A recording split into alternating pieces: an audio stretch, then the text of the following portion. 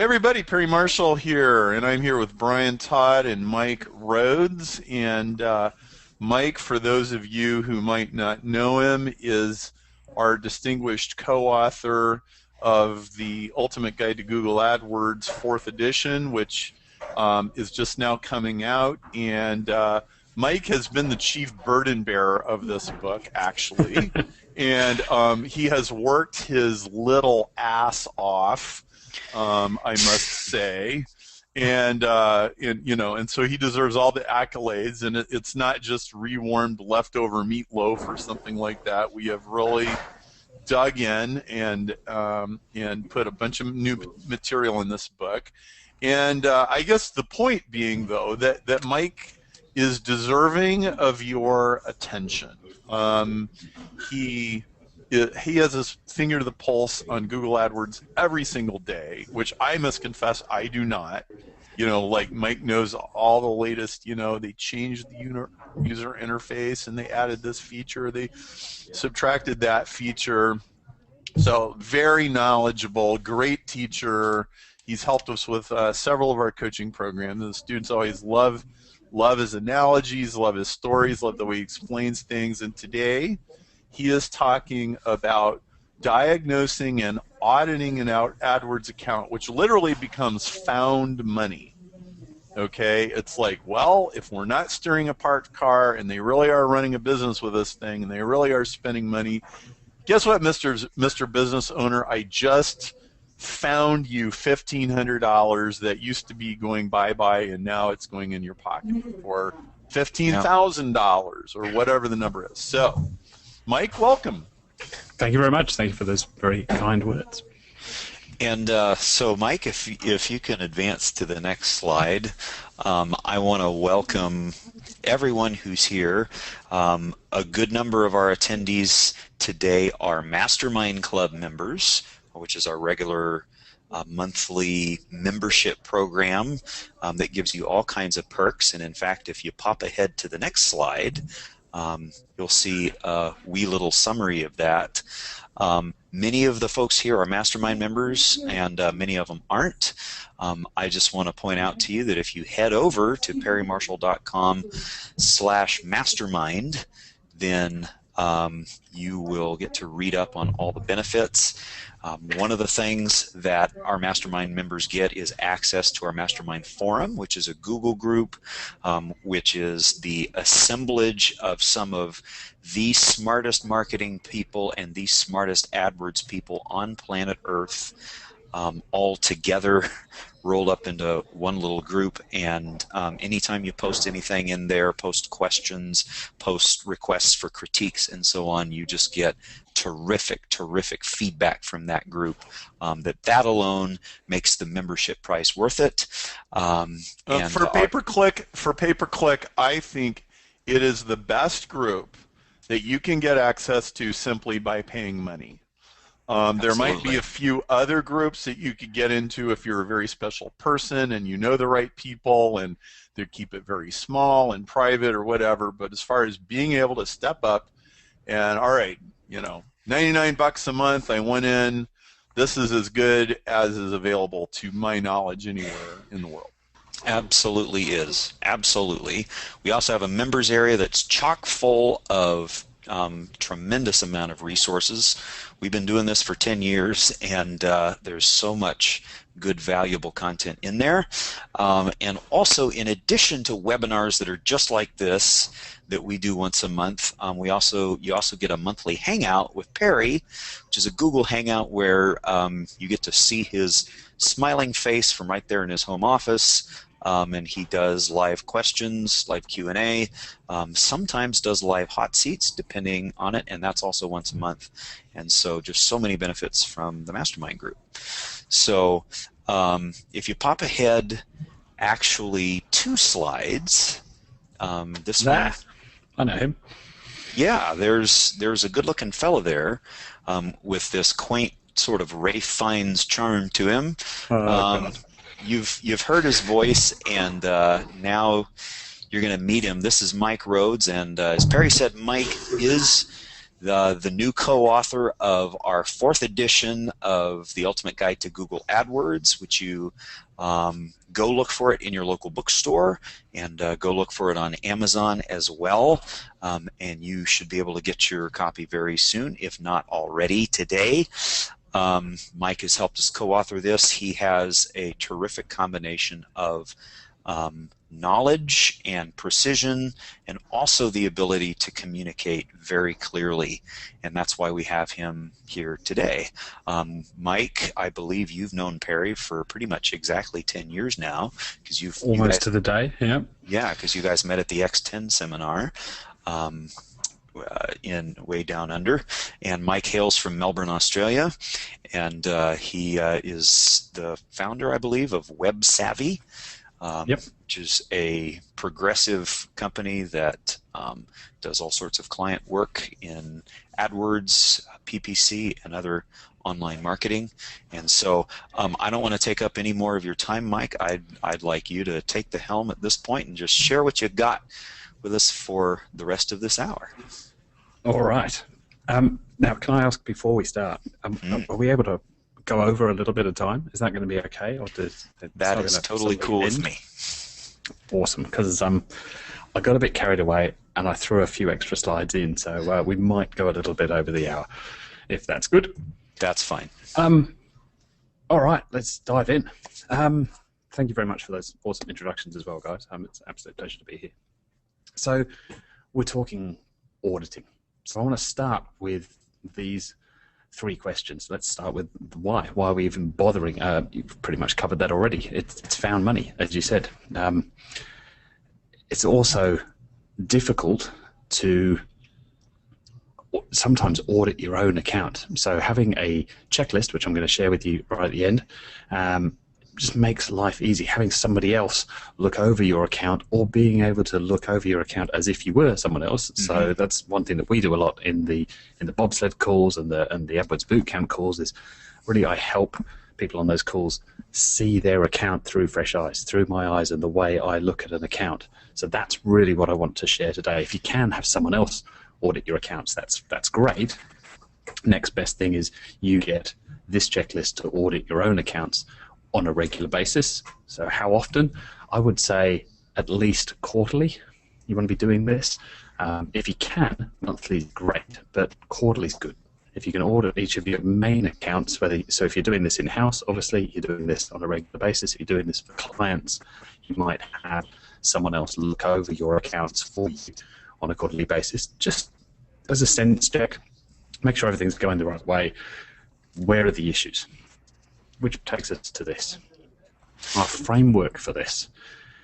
Really what we're going to talk today about is finding issues within the account, which we can wordsmith and turn into insights because it sounds much more professional than you've got some issues over here. Issues lead to opportunities.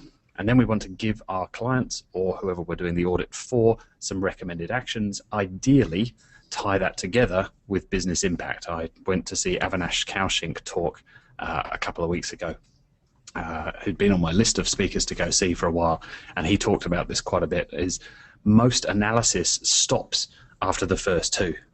We find some insights and we give some recommended actions, but the missing piece is always this business impact. Now, we won't have time to go through today all of this because I want to give you the checklist for finding the issues, and that's going to fill the hour.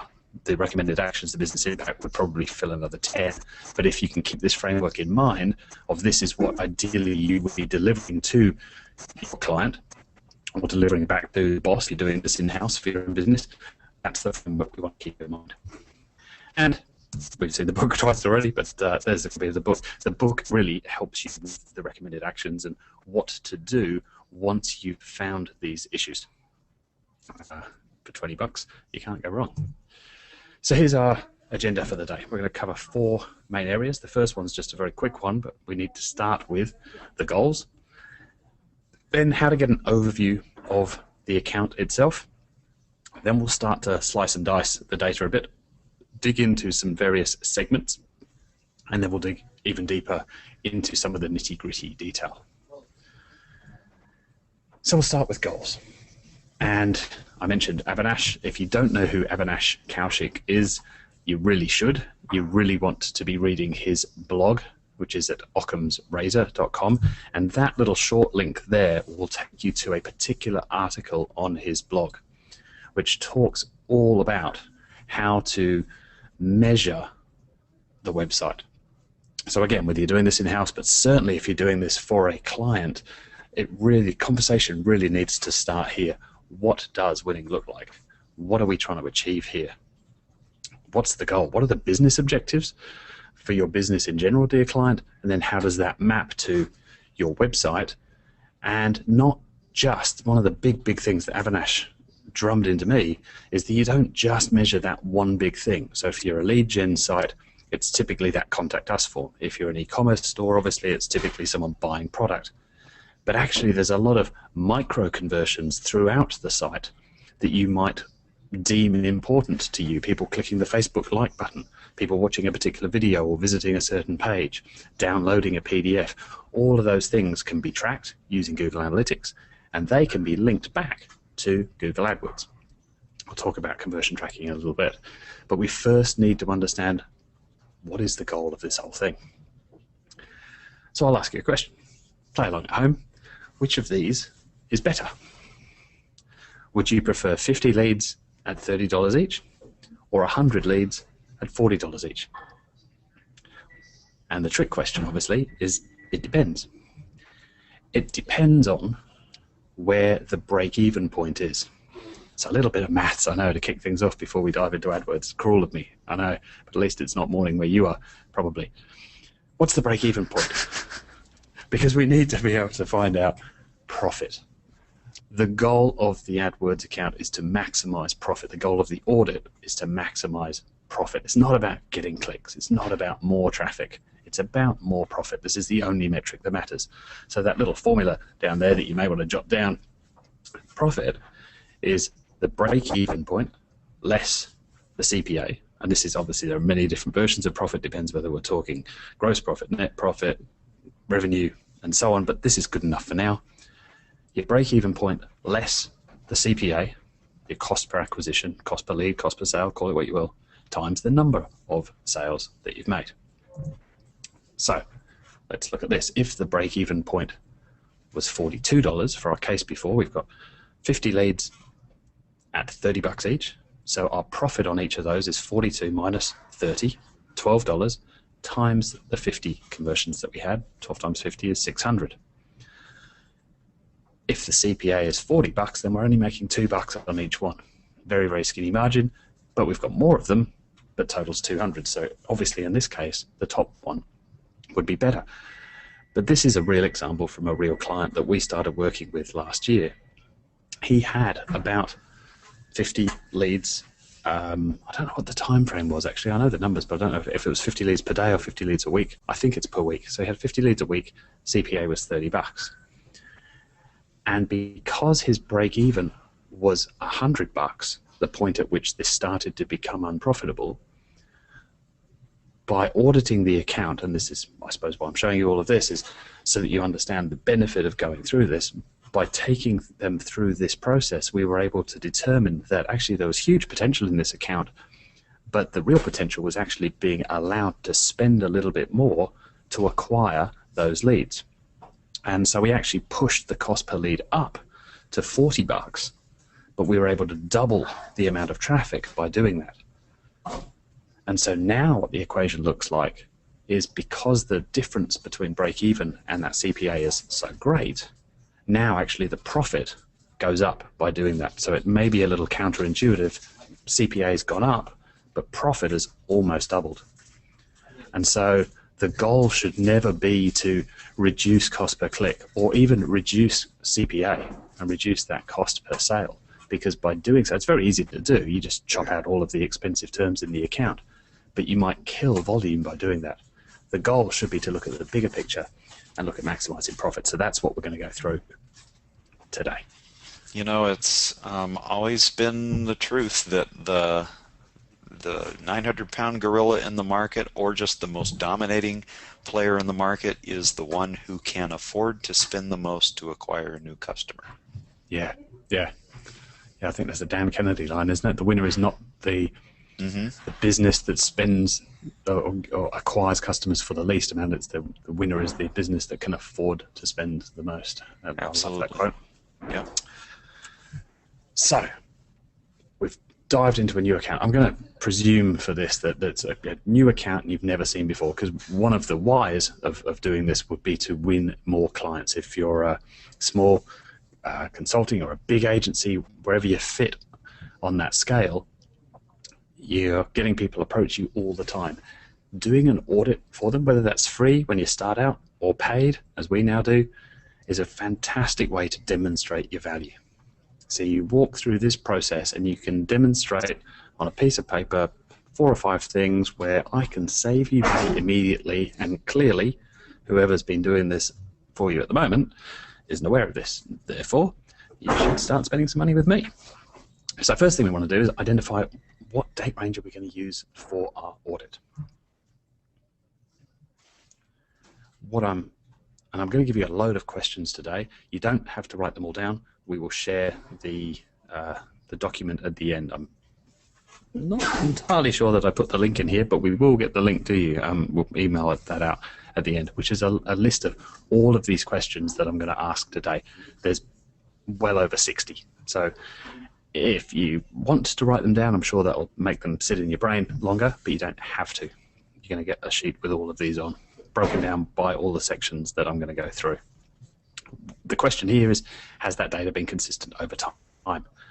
If you look at the top graph here, you can see that the conversion rate, the orange line, changed reasonably dramatically at that point that's marked on the maps. So I would suggest that you then either audit after that point or the months leading up to that point.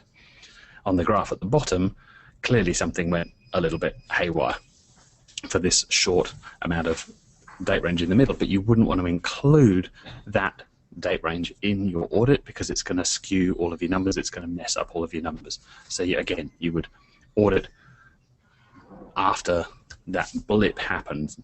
Looks like something went wrong with their code, their tracking, find out what it was, but don't run the audit over that whole time frame. So figure out, basically use the charts in AdWords to sense check and just eyeball those charts and make sure that they are relatively consistent. They're obviously going to jump up and down a little bit, relatively consistent, so figure out the date range that you're going to use from here on out for the rest of the audit. So we've talked about goals. We obviously need to start with the business goal and what's the goal of the website? Why do you have a website? Now, analytics calls things goals. In AdWords, we call them conversions. And there are a lot. And we're going to do a webinar in a month or two on conversion tracking because a lot has changed. You can track all of these different things now, and again, little short code there for you if you want to go to this particular page where all of these are, described on the Google website. One of the newest is the 1/5 one down there, track calls from a website. So in the past, you used to have to use a tool like Mongoose Metrics or If by Phone, or here in Australia, we've got a mob called Call Dynamics that are quite good. You have to use this third-party provider.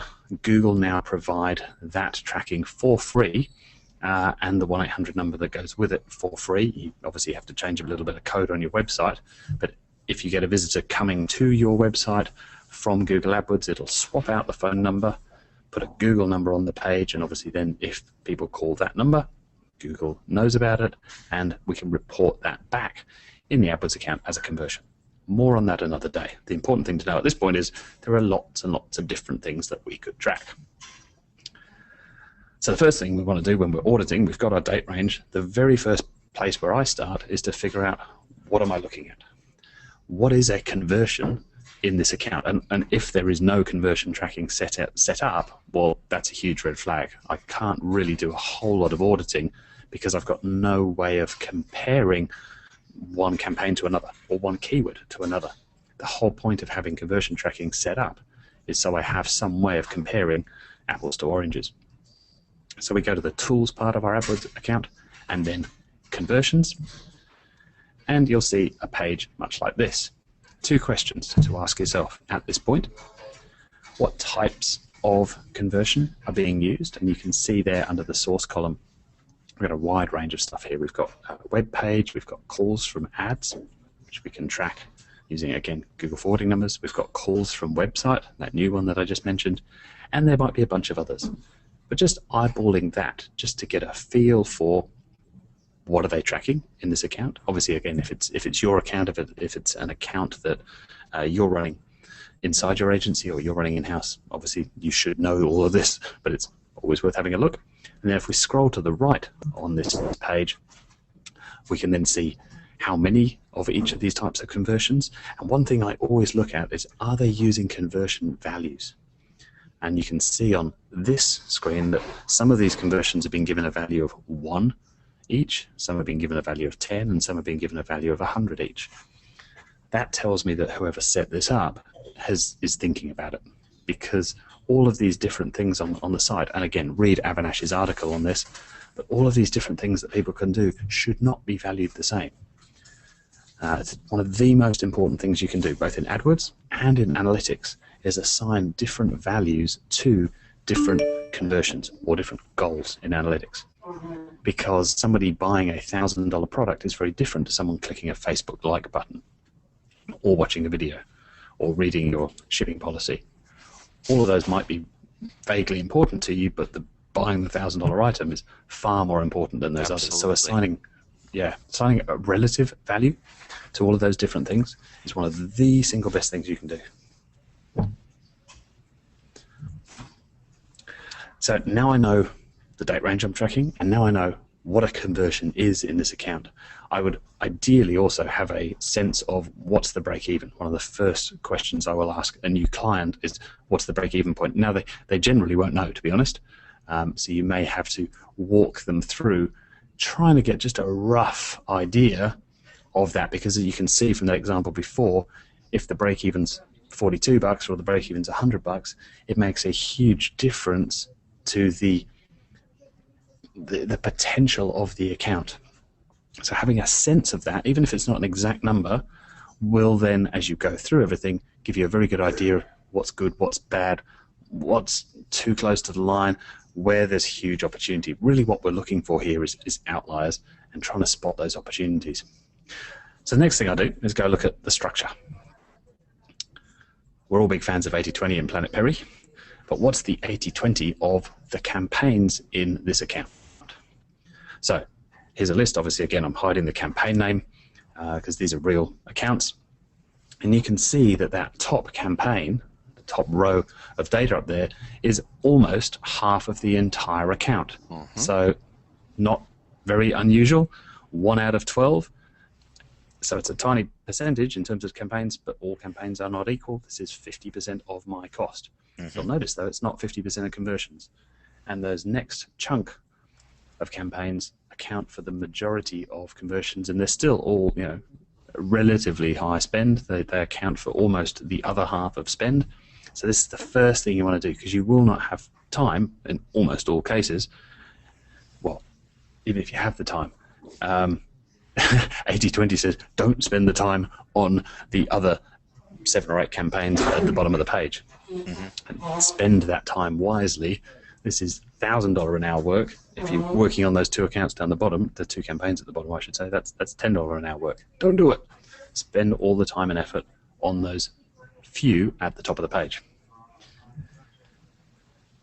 Also look at the naming convention. Does it make sense? Is it consistent? That's going to make life much, much easier for you, because if you can't tell, you got to ask someone. Ask the client. If they don't know, ask whoever set this thing up before. We typically use the naming convention that I've laid out for you here. We'll have the type of campaign, the location, the network that we're using, and sometimes, but not always, a CPA target as actually part of the campaign name. Because when I dump this out into Excel or into the various tools that we use, then I have a very, very clear idea, because not all campaigns are going to have the same target, but a very clear idea of which campaigns have which target. That's one of the main reasons for using multiple campaigns, actually, is if you have very, very different targets, you want to put that traffic into different campaigns. To keep the names as short as possible, we have various codes for the type of campaigns. I'll show you some of those later on. For the network, that's typically going to be search with partners, and I'll talk about partner network a bit later, or display. So you might use S or SP or D in there just to give you a quick idea. And again, this helps if you're dumping all of these out into Excel, then of course you can pull these apart and work on just the ones that you want to work on. But it helps to have a consistent naming convention. So across all of our clients, we have this same convention so that whoever in the office is working on the account, they know what they're looking at. So we've talked about networks. The next thing I want to do is know which networks are being used. So I'm going to walk you through this first time of customizing columns, and then I probably won't.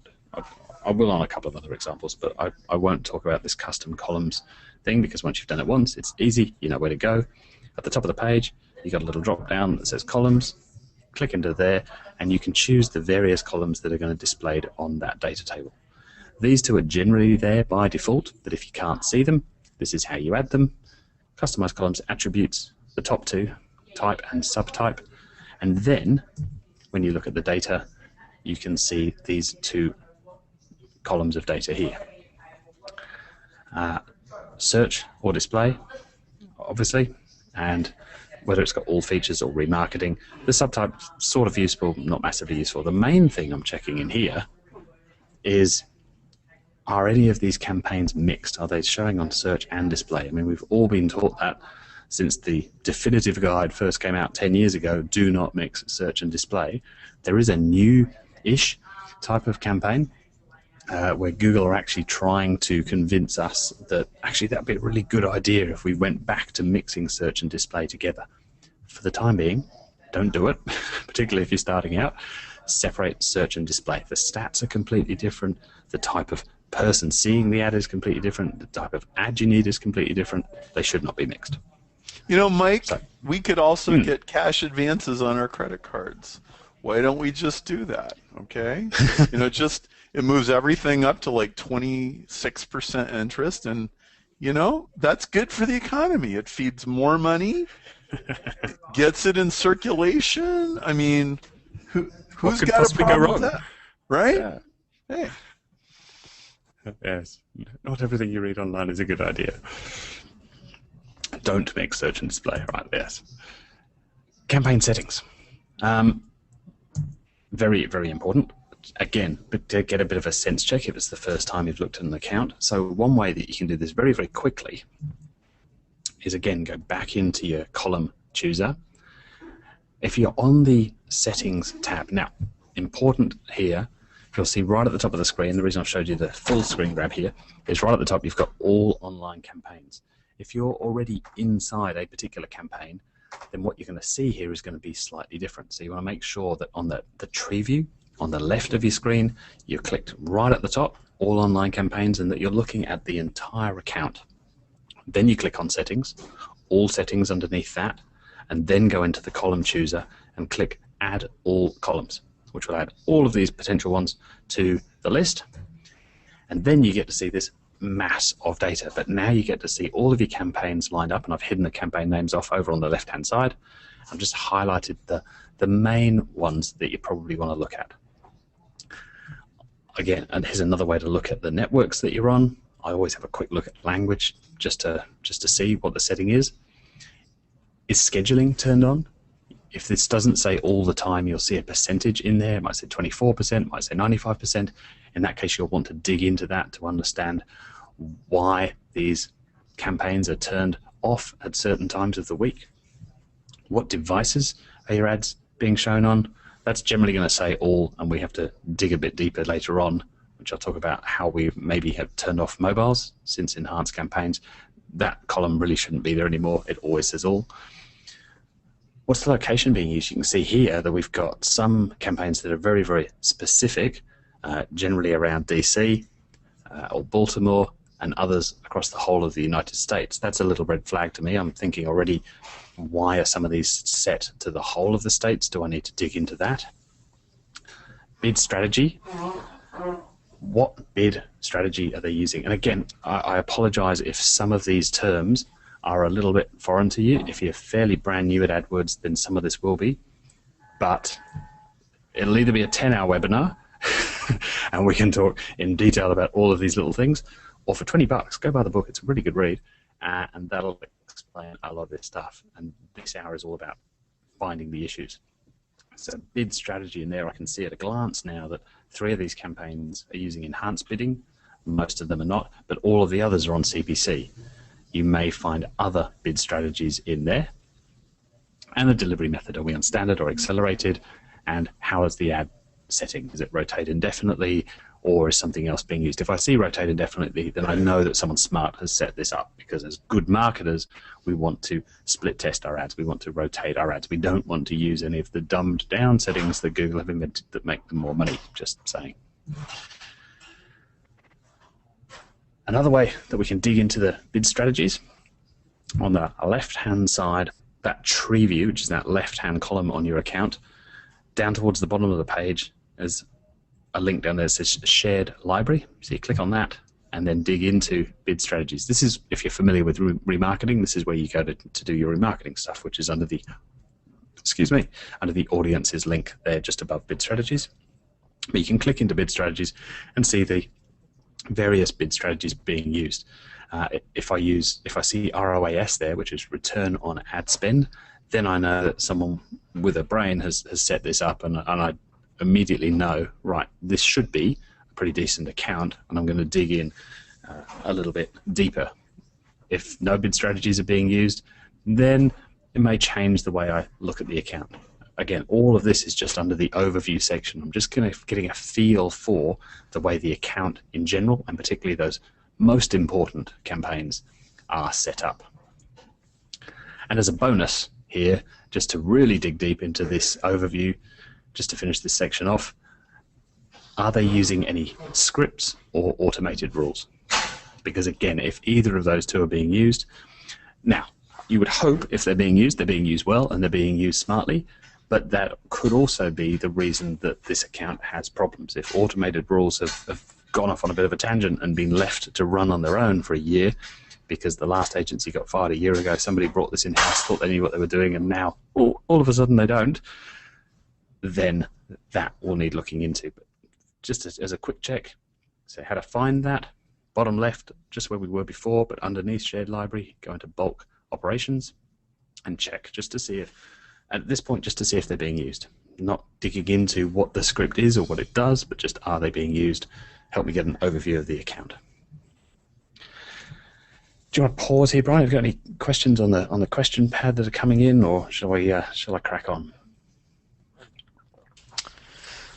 Let's see. I posted in the chat box Avinash Kaushik's blog, Occam's Razor, which is kaushik.net/Avinash, but you can go look that up on Google. And let's see what else we have here. Scripts, automated rules, are those covered in the new book? Refresh my memory. They are. They are. Okay. Very good. Not in massive detail, I'll hasten to add, because it's they're a pretty advanced topic, but they are mentioned. Sure. Good. More questions will come in, but I'll take those later. So I think you can mush on. Beautiful. If you want to, because I don't want to give my domain name here in this forum, but if you want to go to my blog, and you know where that is, and grab the latest blog post, the checklist that I mentioned to before has been posted on there. So if you want to grab that, and then maybe Josh can load that into the Perry Marshall site, and we can get a link out by the end of this hour. Okay. Save doing it in an email later on. All right, we've got an overview. Now we get to the fun bit. Now we get to dig into some data, and we get to segment this data and slice and dice it a little bit. This is really where you're going to find a lot of those issues and those huge opportunities to increase the profitability of the account that you're auditing. Now, I do things a little differently here. I start by looking at a figure that a lot of beginners to AdWords have probably never heard of, because it's buried in the data and it's not shown by default in the system. And that's impression share, which does what it says on the tin. What are the share of all of the available impressions that you're getting? So given your campaign settings, so again, if you've set ad scheduling to turn ads off on Saturday and Sunday, then Google's going to take that into account. If you've got whatever keywords you've got in that campaign, it's looking at everything that's there and saying, okay, you got 10,000 impressions in the last week. There were 100,000 impressions. You could have shown this 10 times more often. So your impression share is 10%. You're only showing ads to 10% of the potential audience. So the first thing we want to do is change the date range for this, because if you've looked before and you're looking at that data, you might be looking back a year. I would always use a fairly short time frame for this, and I'd usually just pick the last 30 days, given that that's a default option in AdWords. Anything much longer than that gives you kind of pretty useless data, really. And there's two reasons that you're going to lose impression share, and they are budget or this thing called rank, or ad rank, to be a bit technically correct. So let's say I am showing 50% of the available time. So immediately I know that there is the potential in this account to double the number of ads that I'm showing. But what's the reason that I'm only showing 50% of the time? Because if it's budget, well, that's an easy fix.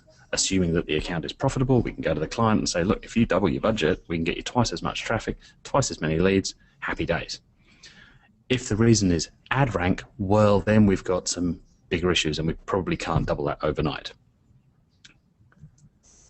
So here you can see, and this is going to be tricky for me because the GoToWebinar control panel is covering up the the right-hand side of my screen, so I can't quite see that. But the campaign that's the sixth one down there with the red X next to it, you can see that there is about 30-something% that has been lost due to budget. So you know straight away, well, I could, given that our current impression share for that campaign is also 30-odd%, therefore I could pretty much double that straight away.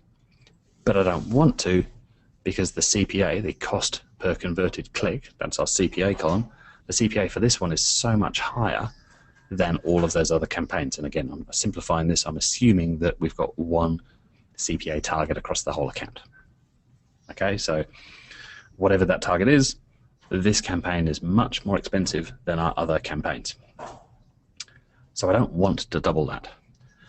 The second row down, however, this is a bit exciting. We've got basically 70%. So I've now got to mentally compare 70% to the 17%, which is my current impression share. So I've got essentially about 4 times as much again. So there's a lot more traffic. Basically, forget the numbers, forget the math. There's a shitload more traffic here to be had. There's the long and the short of it. And this CPA at $59 is the best CPA in that account, bar that third row. And I happen to know that that third row there is the brand campaign. So that's why the impression share is off the charts. It's 96%. There's very, very little extra to be had there. We'll certainly try and get all of that, but we can't get a lot more of those $12 conversions. The next best are those $59 conversions, and what do you know? There are tons more of those to be had. So very, very easy, quick win in this account is to bump that budget of $60 a day up to, say, $300 a day and get loads more cheap conversions. And if the client doesn't want to spend any more money, well, then we go about killing or reducing at least the budget on those more expensive campaigns. Because if there's all these extra conversions to be had at $59, we'd be mad not to take them.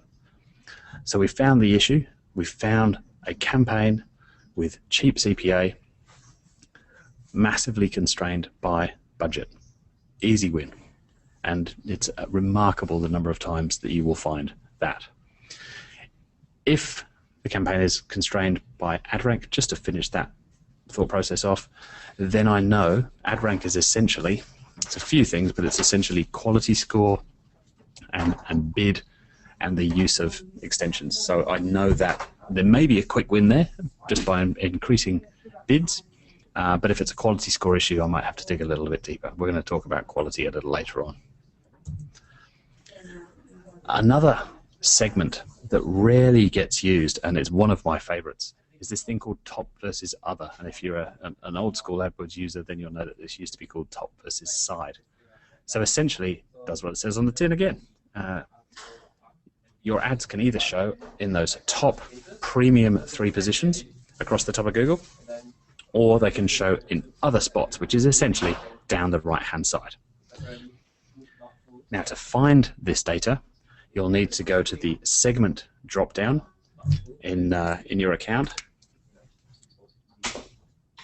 Go to the segment in your account and find this top versus other segment. Turn that on, and then your data starts to look a bit like this. Now, this is a little bit confusing, but I'll walk you through it.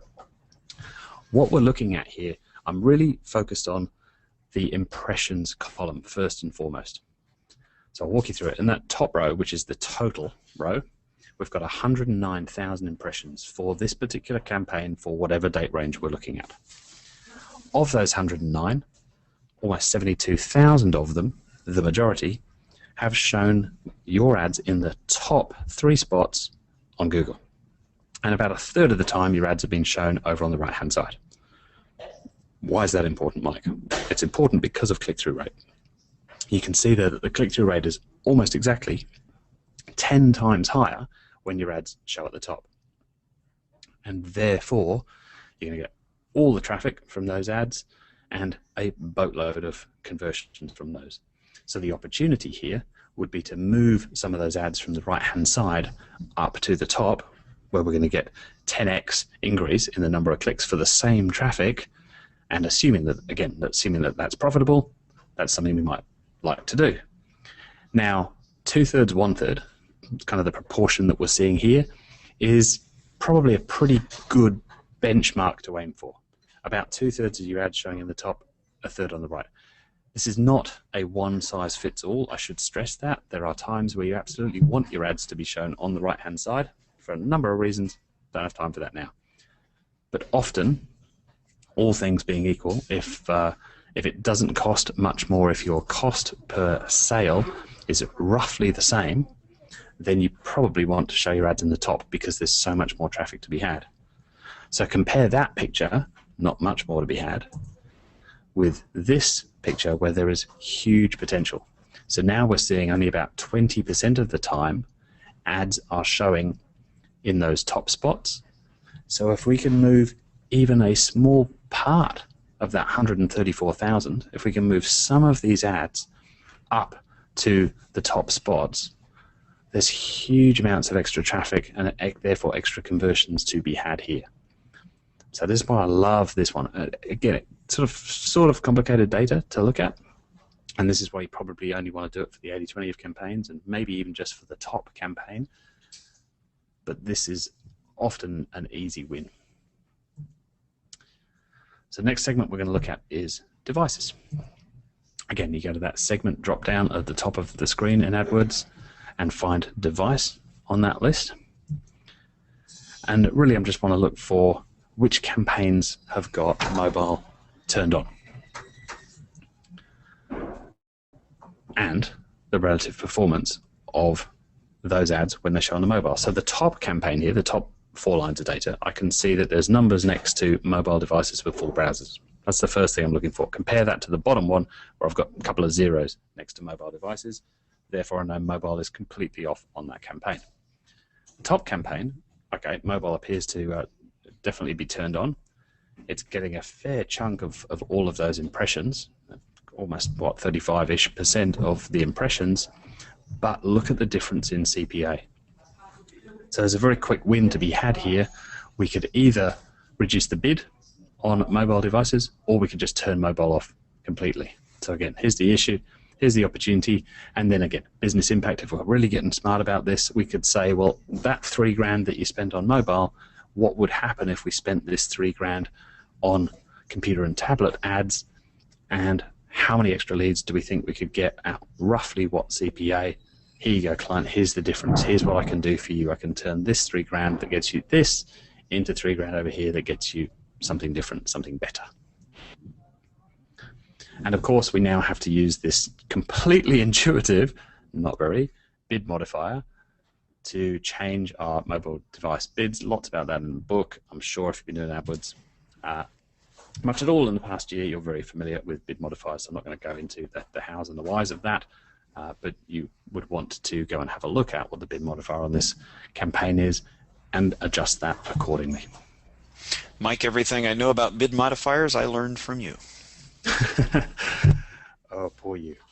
No, actually, your explanations in the book are crystal clear. So, Cool. very good. Networks. So I covered this very briefly before. There are three. There's search, search partners, and display. Display we've talked about. Can you still hear me okay? Yep, good. Yes, I can. I just had a message pop up on webinar that there was a problem with the audio. Display we've covered in depth, and there's a great course that you can avail yourself of on the Perry Marshall site. Search partners, though, is one of these weird little networks. So Google we're all very familiar with. Search partners contains two very different types of websites, and the problem is there's no transparency over this. Very, very briefly, you've got some second-tier search engines, sites like AOL and Ask.com, and then you've got a whole bunch of sites that behave much more like display sites. Gumtree, Amazon for a little while longer at least before they change, eBay, all of these sites where ads are shown in bulk but with very, very different results. And again, the problem is no transparency. You can't see which sites you're showing ads on unless you do some very clever hacking in Google Analytics, which is possible but not perfect. Often, search partners... And not particularly worth going into here, right? No. But often search partners is going to get you worse data. So first thing I want to see is display network being used, and are there any campaigns that have got, again, this search and display mixed? Are there any quick wins by turning search partners off? So by segmenting out your data, just like we did with the mobile segment before, we can see a line of data for each, and we know very quickly what the relative CPA for those different campaigns is. I didn't want to bore you with yet more screenshots. It's exactly the same as the mobile one. Geography. Any quick wins to be had here? So this time we're going to use something a little different. We're going to dive into the dimensions report, one of Brian's absolute all-time favorite places to go in any AdWords account, and mine too. Loads of things being added to this all the time. You'll see there's a fair number of items under there. I will just quick call out here for the paid and organic, fourth from the bottom, paid and organic. If you link your AdWords account with your Google Webmaster Tools account, there's some really, really cool data in that paid and organic report. Enough said. You know, For now, it really is one of my favorite reports, and I don't remember how many years ago now it was that Google actually introduced it. But when they did, at the time I was in people's AdWords accounts several times a week, very often live with a client. And I always knew if it was a 30-minute or a 60-minute consultation, either way, once I took them to the dimensions reports, there was some kind of major aha moment waiting there for them. Yeah. And usually, you know, 80-20 applies yet again in the dimension. I hope I'm not stealing your thunder, by the way. No, go for it. But usually the aha moment came by looking by you know, slicing up the account by time of day or day of week, and then by taking a look at the account sliced up by various geographic locations. And usually in one of those three places, or one of those two places, if you will, like I said, there was some kind of huge aha moment. So you've got some examples here, it looks like.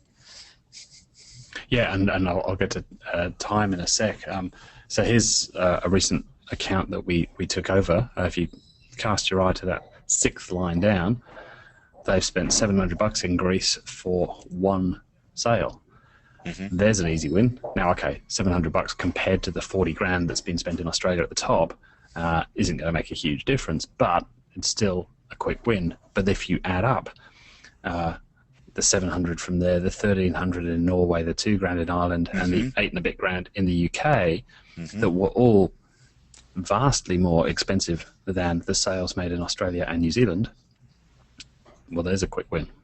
Why are we spending all this money overseas, obviously an Australian account, where can we max out? Can we go spend more? Again, we need to look at impression share for our Australia campaigns now and understand the potential there, because maybe they're maxed out. They're in position 1.6 and 1.2 respectively. Maybe that's as much as we can get from those campaigns. But now you're going to start to put all of the pieces of this audit together and be able to put this sensible picture together, whether that be a report or, like you say, Brian, if you're doing this live, it's one of the most powerful things you can do if you walk into a client meeting and do this live in front of them with no prep, and to be able to take the printed checklist or memorize it, up to you, and go bang, bang, bang, bang, bang, bang. There's this here, there's this, you see that this being done, and no AdWords account is perfect. Right. There's always improvements, no matter how well run they are. It's such an important, it's so easy to add massive, massive value to a potential client's account. Yeah, no, and I've been doing this for a while, and so this particular chart that you're showing me is not Greek to me at all. To some people, when they're new at this, they might be like, what are you showing me? But I mean, the basic thing is, here in Australia, you're getting a massive number of conversions for only $74 a piece, and in New Zealand you're getting a good sized number of conversions for only $58 a piece, and everywhere else it's well over 100. In some cases, such as in Greece, it's almost 700. And when you tell clients that, they're like, whoa, whoa, whoa. Yeah, because they probably have never seen this. Most people look at averages, and as we know, averages lie. The average person in America has one boob and one testicle and lives in Kansas. Averages lie. I read a statistic, absolutely true statistic. The average Swede has 1.99 legs. Now that's funny, but it's actually true, which is, to your point, averages are meaningless. And when you slice things up by geography, suddenly those averages go away, and now you have this whole layer of additional clarity that you didn't have before. Yeah, very powerful stuff. Again, other quick wins. If you haven't read Malcolm Gladwell's book, Outliers, you should. It's a good read, but that's essentially what we're doing here. We're looking for outliers. We're looking for the ones at the top of the scale and the ones at the bottom of the scale. How do I get more of the stuff that's working? How do I get less of the stuff that's not working? That's essentially it. Time, you mentioned this before. Again, we're going to go to our Dimensions tab. First thing you might do is, again, so change the date range now and look at a year or 2 or 3 years of data if there is that there for you to look at. You may even want to look at analytics data as well as AdWords. Are there any seasonal patterns? We've got a client that sells swimwear. Obviously, there's a big, big difference there throughout the year. You need to bear that in mind when doing the analysis. You can't look at 30 days of data and extrapolate that for the coming 12 months, obviously. So bear that in mind. 2 very, very useful reports, again, under Dimensions that we're going to use. You've mentioned these already. Time. We've got day of week and hour of day. So what do those look like? So very similar to what we did before. Always sort, by the way, this is not the default, but always sort by that leftmost column. So day of week in this case. Can you hear the guy talking in the corridor behind me quite loudly?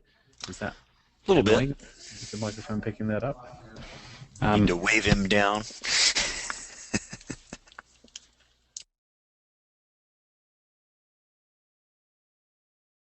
We're trying to sort that out. So sort by the day of week, because otherwise it gets a little confusing to see the patterns. And again, we're looking for the outliers. So Saturday, clearly quite a bit more expensive than the bulk of the rest of the week.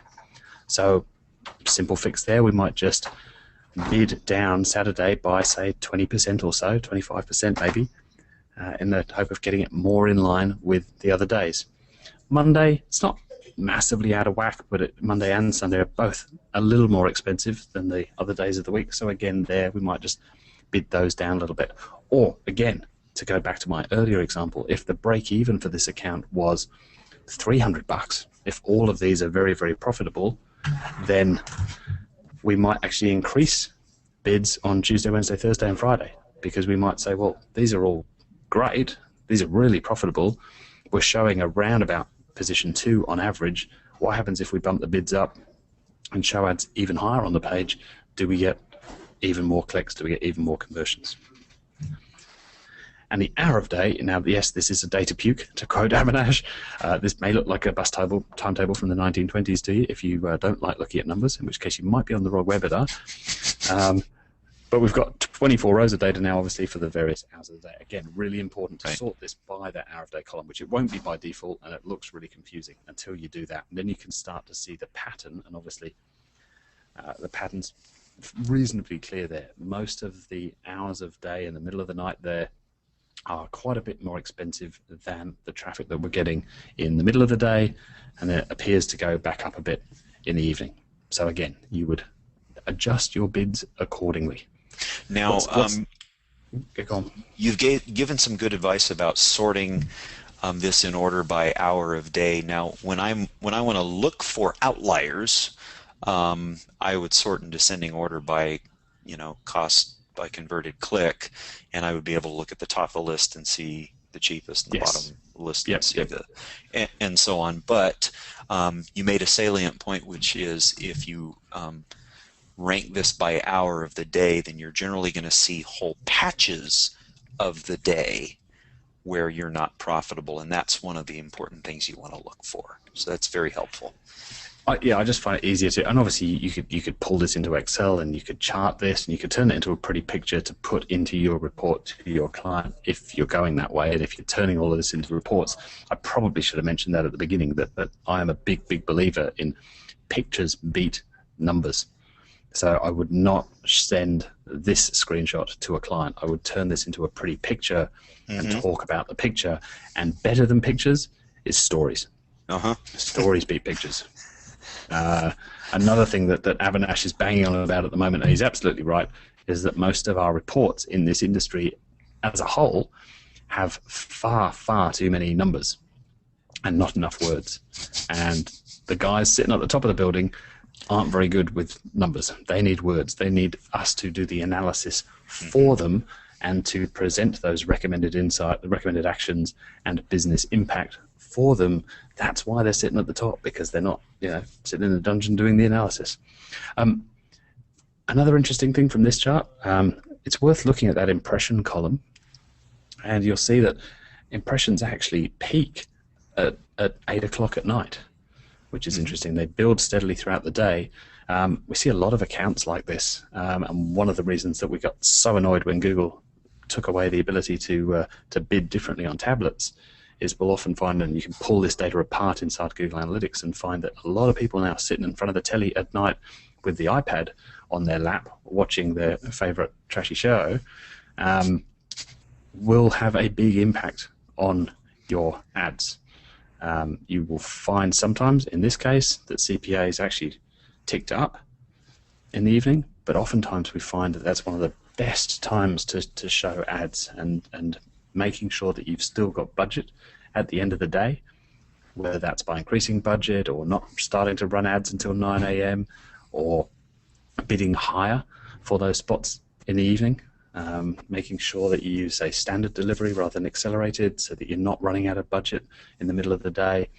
All of those things. But once you know this data, then obviously that leads to the strategy of how you're going to bid. And if I can make a very rudimentary, basic, fundamental observation, this comes from a question that was submitted. What if it has all zeros in the conversion columns on a live account? My answer to that question, if you go into one of these reports and you're basically getting zeros across the board, think of it this way. It's like getting into your car and the fuel gauge is pegged at empty.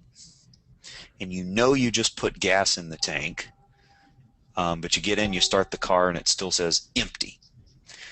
Well, then you have one of two problems. Either you have a gigantic hole in your gas tank, or there's something wrong with the mechanism that's reporting to you how empty or full the thing is. And so you will need to deal with it accordingly. If you're getting all zeros, it's a pretty good indication, but you're getting conversions. It's a pretty good indication that you need to go work on your conversion code.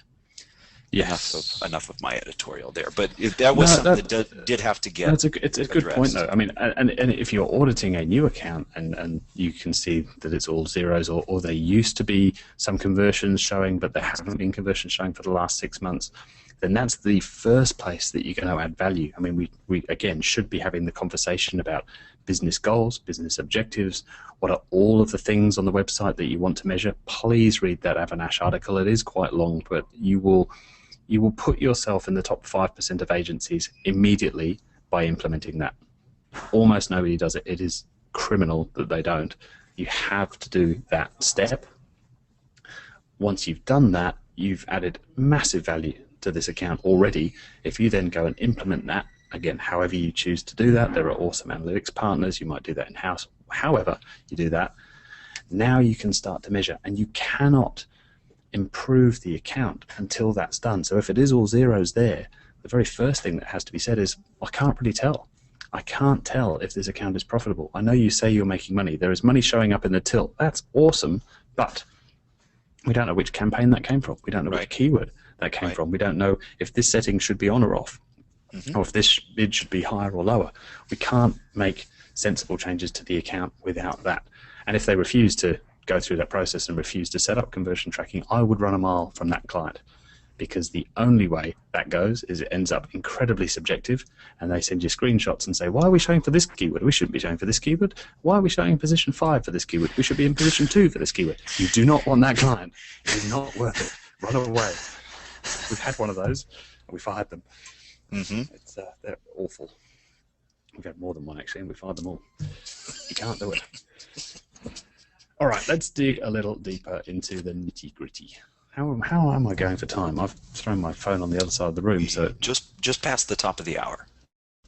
Oh my goodness me! All right, I'll speed things up a little bit, but hopefully you don't mind. The many of you that are here, we can go a little bit longer. I know it's probably quite late in some parts of the world, particularly if you're in the UK right now. I don't mind if you jump off and grab the recording. That's okay. It will be recorded. It's all right. Probably another 20 minutes or so to go, just to set your expectations. Go grab a cup of tea if you want. Right, ad groups. We've talked a lot about campaigns to this point. One of the first things I'll do, either across the entire account or once I've dug into my top campaign, obviously I'm, again, going back to our 80-20 before, I may do this 2 or 3 times for my top 2 or 3 campaigns, but I'm just going to line up all of my ad groups for whatever I'm looking at by cost, just to see again what are those ad groups. And you can see in this account that one ad group at the top there is over 10%, close to 12.5% of the entire account here. So I'm obviously going to spend much more time digging into that particular ad group, and it's generating almost 20% of my conversions. So I really want to go dig into there, and I can see immediately by doing this. And again, to your point, you might sort this by cost per converted click. You might sort this by converted clicks, but I tend to prefer to start by cost, because there might be one campaign down the bottom there that spent $200 and it's had one conversion, and that cost per converted click is 200. And when I sort by CPA, that's going to show up at the top, but it's not really very helpful. That campaign's only got one conversion. This one at the top's got 116. I like to sort by cost, get a good feel for. Follow the money, basically. Follow the money. That's where I'm going to have the biggest impact, because if I just turn these 2 ad groups off, and I might dig a bit deeper and dig into them, but at a very, very quick glance, I could turn these 2 ad groups off and save this client a little bit of money. It's not, again, a stack of money in the scheme of things, $1,500 there out of 50 grand. But again, you start to layer all of these different things on top of each other, things start getting exciting. Yeah, it's like finding extra change in your seat cushions and informing your client that there are about 50 more seat cushions we haven't looked under yet. Yeah. That's a good way to put it. So big differences there. I'm looking for what are the outliers, particularly in CPA and conversion rate. If I've got big differences in conversion rate, that might tell me that actually I've got an ad group in there that's got completely the wrong keywords. Now, for a bonus, and I'm not going to go into pivot tables today. We spent a good half an hour on pivot tables in the Display Network bootcamp. So those of you that have already bought that, awesome. I'm sure we'll cut that part of the talk out at some point and put it in the mastermind area. But for a bonus, what you could do is dump some of this data out into Excel, and we do this. We run a pivot table to see, just at a glance, how many ad groups do I have in each campaign in the account. Because if I see lots and lots of tiny numbers in there, and this campaign's got 1, and this campaign's got 1, and this campaign's got 2, then I know there's probably some big potential there. Because by splitting out these huge ad groups, maybe that's got loads and loads of keywords in that one big ad group, but they've only got the one group there. By splitting that out into smaller ad groups, into smaller buckets, I can probably increase my relevance. I can probably make better ads for people, so I can more closely match what they're looking for with my ad copy. I can send them to the best page on the website for them. It's AdWords 101. You guys know this.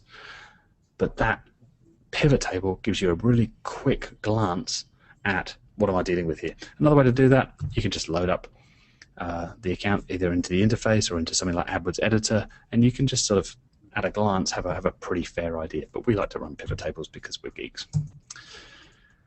Keywords. So again, just as we did with ad groups, line these up, and what are my top few? Because again, the 80-20 rule, and online it's so often the 95-5 rule, where 5% of your keywords are probably accounting for 95% of your profits. So exactly the same, so I won't show you another screen grab, but again, are we looking at big differences here in CPA and conversion rate? Do check negative keywords at this point, just a sense check at this point. Is there anything in there that looks completely wrong? Have they mistakenly put, we found this once, what were they advertising? Wardrobes. And the campaign was all about wardrobes, and there in the negative keyword list was wardrobe. Not helping things. So just by removing that, we fairly massively increased that campaign. A couple more bonuses for you here as well. Again, you need pivot tables to do this, but you can very, very quickly get a check of which match types are being used. So the red flag I'm looking for there is, are there loads and loads of broad match keywords? So there's two types of broad. I'm sure you're aware. There's broad and there's modified broad. Modified broad are the ones with the plus sign in front. Quite happy to see those. Modified broad's awesome. But broad match, i.e. no punctuation around those keywords at all, that for me is a red flag. And at that point I start digging into, in particular, the search query report. I haven't got a screen grab of the search query report. It was on that big list that we saw before under the dimensions tab. Definitely, if you see that, if you see lots of broad match keywords, or even lots of modified broad match keywords, you'll want to dig into the search term report or the search query report under dimensions. And just as we did with the ad groups, the number of ad groups per campaign, I always run this pivot as well. How many keywords are there per ad group? Again, what I'm looking for here is actually high numbers. If I see lots of ad groups with dozens and dozens or even hundreds of keywords in those ad groups, I know I've probably got a problem, and therefore a huge opportunity waiting for me to solve that problem. What you're saying is you're looking for high numbers, which is not ideal, and therefore you can fix the problem, and that's an opportunity to improve your account or your client's account. Better said than I put it, exactly. Quality score.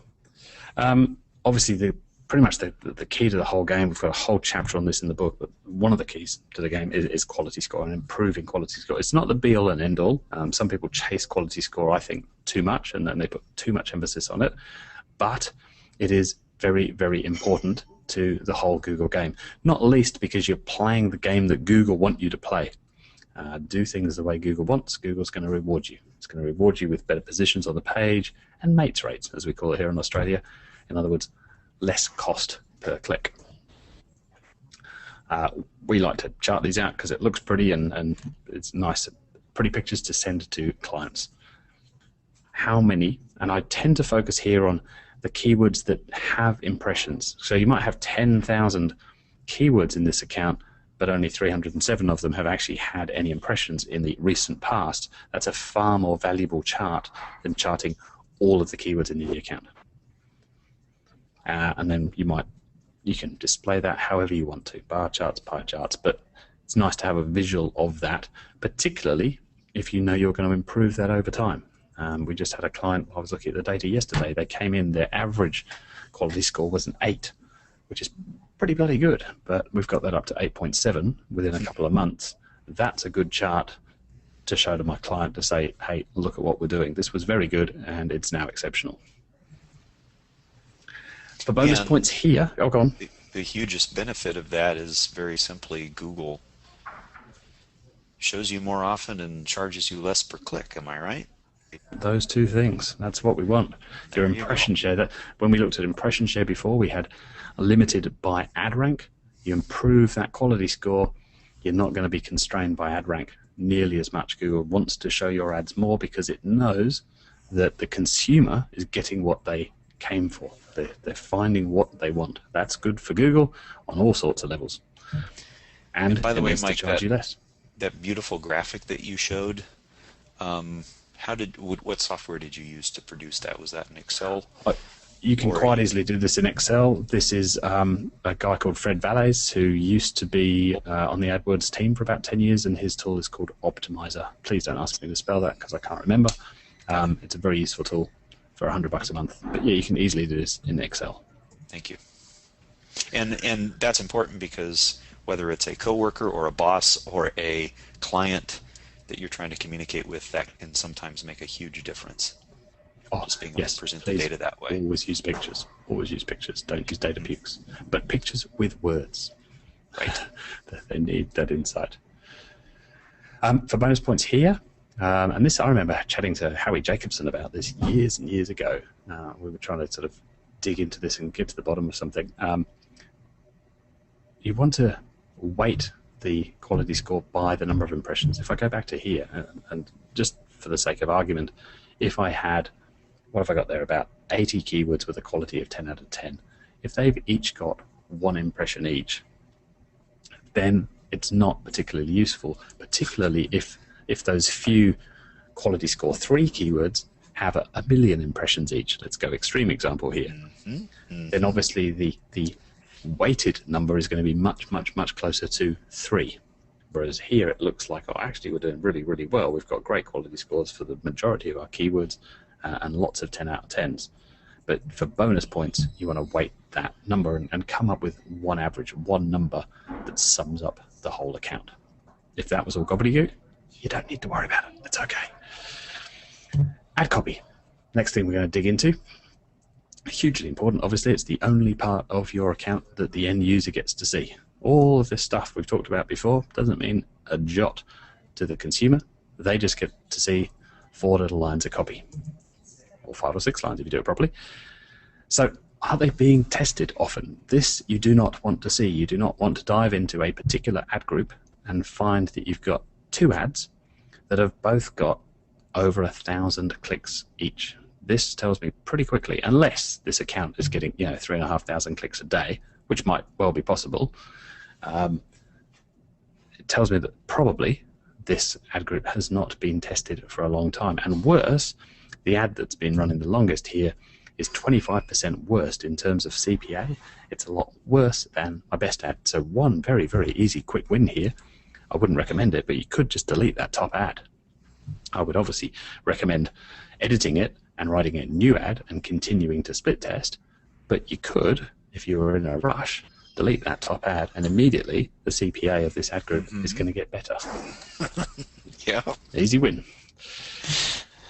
Yeah, and sometimes it's, you have bigger fish to fry, and the easiest, simplest thing you can do is just delete the losing ad, and boom, you get a percentage increase in your conversions.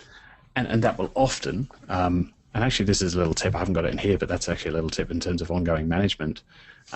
If an ad group, or a keyword in that group to be more specific, if a keyword in that group is suffering from low quality score, then that's often how we will help diagnose and fix that low quality score problem. We'll temporarily move to having just one ad in that ad group. Let's say keyword stuff is the politest way to put that. Keyword stuff, that ad, so that it's highly relevant and Google likes the look of it. Now, this is not ideal, obviously, because we're then assuming that we know best and we're not continuing to split test, but often that will get us a nice little bump in quality. We'll get back from a 3 to a 5 or from a 4 to a 6 or whatever it might be. And then once it's back, then we can go about our testing again and keep trying new ideas. And are there big differences? This is a great question to ask when you're looking at ad copy. So often I will see 3 or 4 ads per ad group, and they all have the same headline. And it appears that they've always all had the same headline, and there might be slight differences between description line 1 and description line 2. And our great friend David Bullock talks about this very succinctly. First test forests, then test trees, then test branches, then test leaves. In other words, test the big stuff first. Don't test whether adding a question mark to the end of D2 makes a difference to the click-through rate of that ad. We all know, and Perry's got some great examples in the book, of how tiny changes to ad copy can have huge impacts and huge differences in click-through rates, but that is not the typical case. Typically, changing the headline of the ad is obviously going to make the biggest difference to the click-through rate of that ad, and quite probably the conversion rate as well. So test headlines first, and so when you're auditing, check to see that lots of different headlines have been tested. If you see lots of ads with the same headline, you know that's a potential problem. And another little pivot table, that you can run. How many ads are there per ad group? Again here, the issue that you might be looking for is one of two things. Either lots of ad groups have very high numbers of ads. I consider anything over 4 a high number. And certainly if you're seeing an ad group with 17 ads in it, there's probably a problem. But at the other end of the scale, are there lots of ad groups with 1 ad in? And this is very, very common, and that tells you immediately that no split testing is being done. I know I've just said that that's sometimes what we'll use to fix stuff, but generally speaking, you want a minimum of 2 ads per ad group always. And this also shows up if there are ad groups there with no ads in.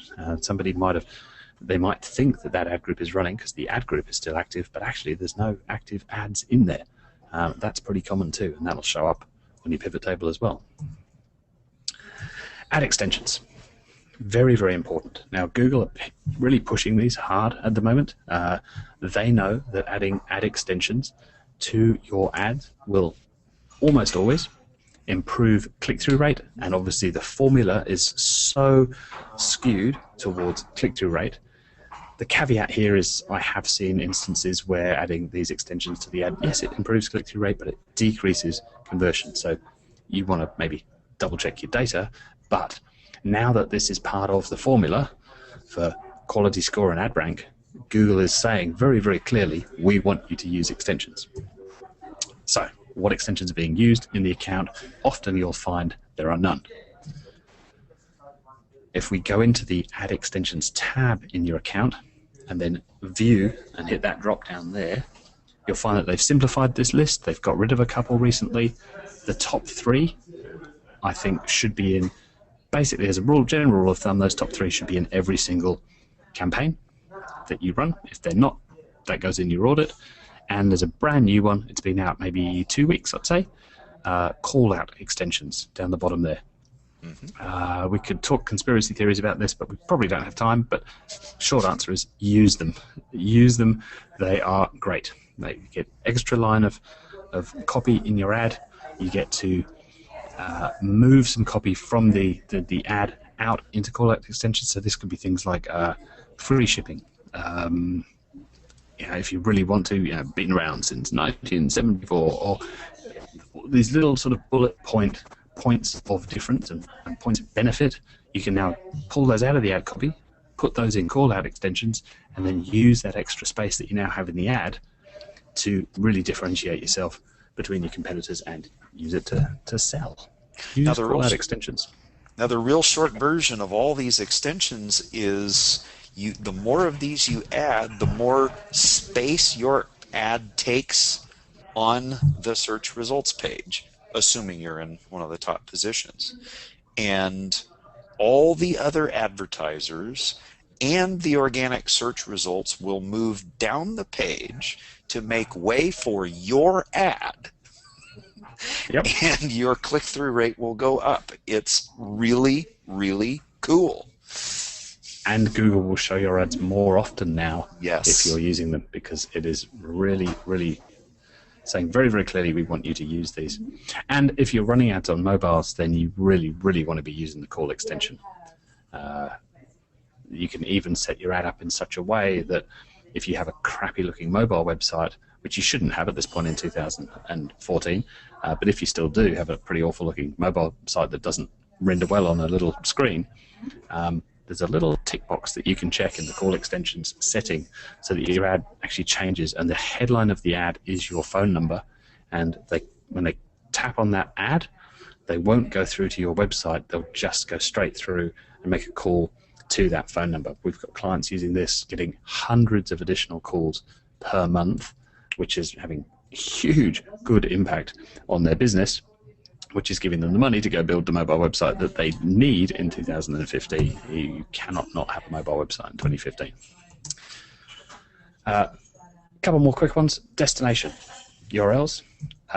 All I'm doing here is really just a quick sense check. I could get really deep into this, but I want to use my dimensions report once again, find the destination URL line on there, and I'm really just looking to see, does this look like a sensible list? Is this account sending everybody to the homepage? That's probably going to be a no-no. And is there a good spread there between different pages? As a bonus, of course, it would probably pay you to go visit those landing pages and do a quick audit on that too. Bond Tennant, friend of Planet Perry, has done some great stuff on conversion rate audits and conversion rate optimization.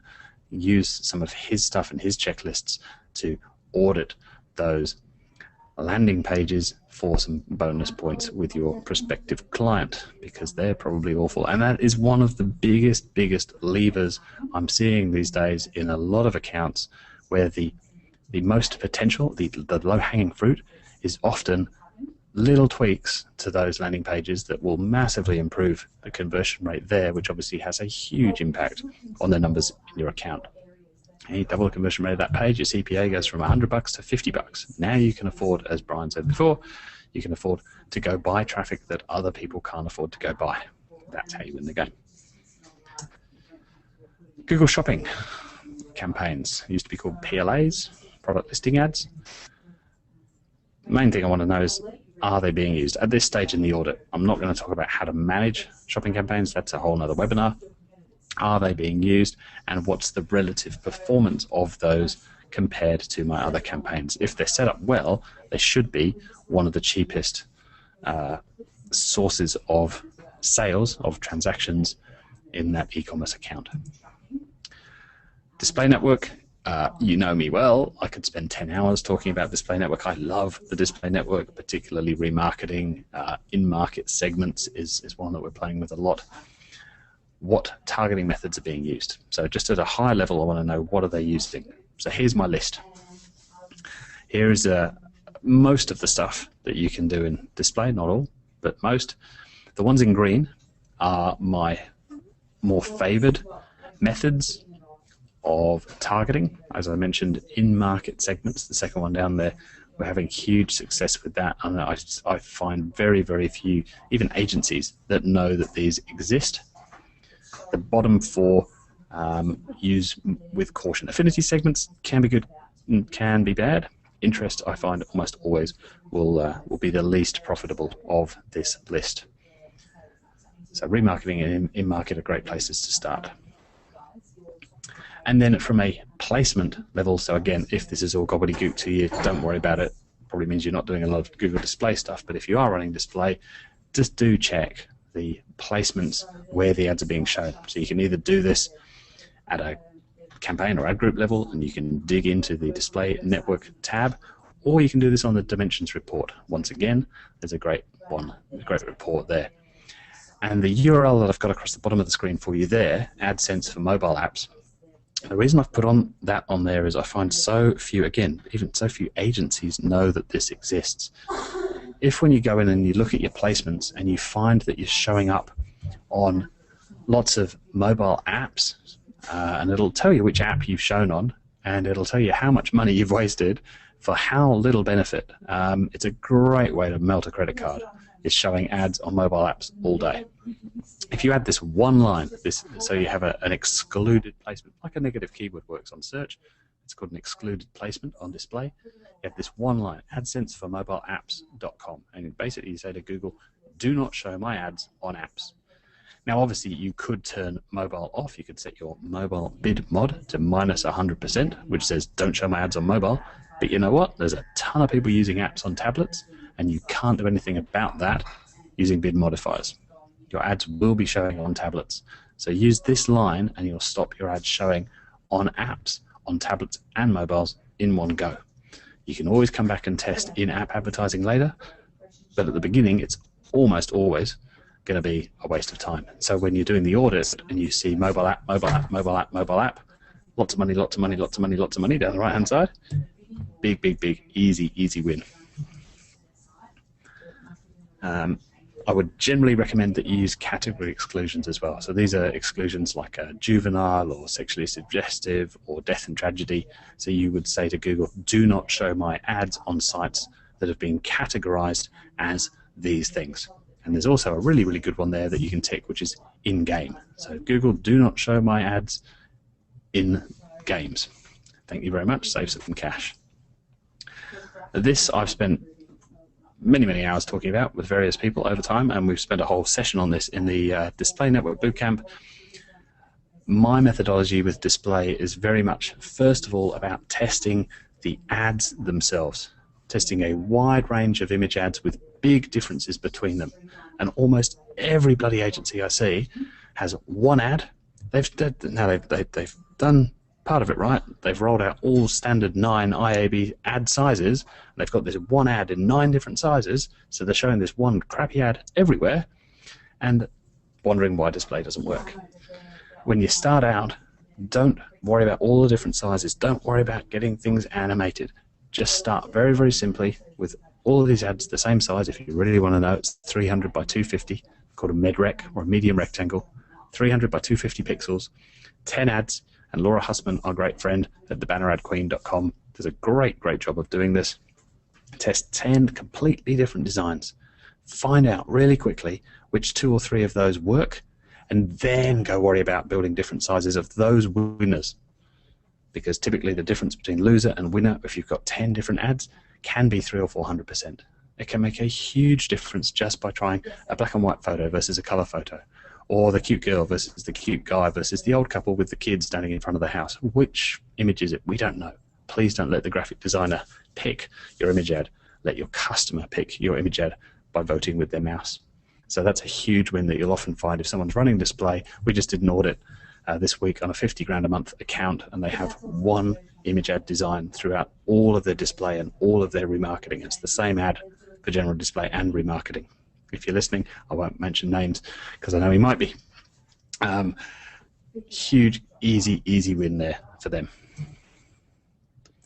And the last thing I'm going to look at there is display campaign optimizer being used. So this is, again, you don't need to worry about this if you haven't done much display stuff, but this is where we will sometimes give Google the reins and let it determine what the bid should be and even where the ad should show. If you've got an account with a decent number of conversions in, this is worth testing. And then very, very quickly, I'll just talk about YouTube right at the end here, because we're having a lot of fun with YouTube, and I know Ryan has created an excellent course which is available in Planet Perry. Very, very quick check. All I want to do here really is 2 things. I want to see, are YouTube campaigns being used, which is really easy to tell. If I look down the bottom left of the account, is there a line down there that says video campaigns? If there's not, YouTube isn't being used at all. If there is, I can dig into it and see what they're doing. I want to know what the goal of those is. Is it just to improve the view count of these videos, which, by the way, is an awesome thing that you can do? Or are we doing it to, say, build a remarketing list? Because you can build a remarketing list very, very cheaply off the back of everybody that sees your video as an ad. Great way to build some remarketing lists, which you can then use in the rest of the business. And there we go. A little over time, but hopefully a valuable webinar for you. And almost everybody hung around to the end, so thank you very much wherever you are in the world. Did we manage to get excellent. A link to the checklist? That will go out sometime within the next 12 to 15 hours, actually, I believe. because we're at the end of our workday here in North America. However, that will go out tomorrow. And let's see, we're going to hear from you again on your next session, Mike. If I recall correctly, it'll be about behavioral targeting. Am I right? Yes, so I'm going to dig into the remarketing and the in-market segments and some of the other fun things that Google has hiding away in various corners of the AdWords account. Now, a little teaser for that. Why does that even matter? And Mike, you and I were talking about it the other day. I word it this way. We all know that there are people on Google search that, you know, are hot and bothered and ready and looking to buy from you, like right now. And you know what keywords generally, well, after you've been in the business a while, you learn what keywords they are looking for you with and so on. But what people don't know is there are also people hot, bothered, and ready to buy from you who are floating around all over the internet on Google's display network. Google knows who those people are, which ones are ready to buy from you and which ones are not. They know where those people are. They know what sites they're browsing on. They know what pages they're on. And Google, if given the proper information, can show your ads to them at the right time. And those hot and bothered people ready to buy on the display network can come to your site and make a purchase from you. And so that's, Mike, what you're going to be talking about next time, how to set up in order to catch those people on the display network that it used to be you could only find them on Google search. Yep. It's a wonderful, wonderful thing. I hope you'll join us for it. Absolutely. Good. Excellent to have our attendees with us today. Appreciate their patience and a little bit of extra time.